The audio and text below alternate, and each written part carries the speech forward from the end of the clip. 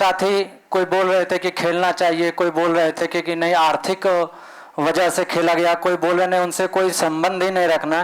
तो हम उन लोगों से बस एक ही प्रश्न पूछना चाहते हैं कि आप मित्र बदल लेंगे क्या? आप अपना पड़ोसी को बदल सकते हैं?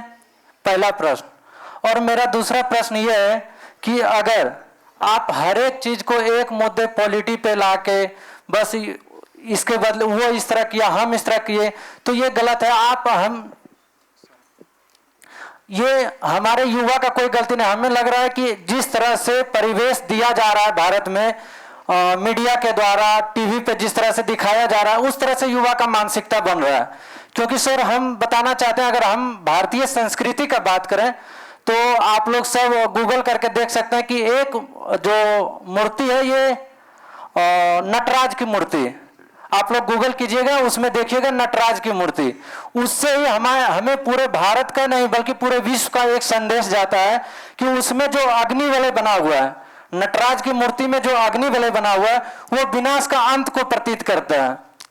लेकिन वहीं वो जो नटराज की मूर्ति है उसमें शिव डांस कर रहे हैं जिसमें उनके हाथ में एक डमरू है और वो डमरू सर वहां पे डमरू का जो सर ध्वनि है वो सृजन का प्रतीक है, यानी कि सृजन कैसे हुआ।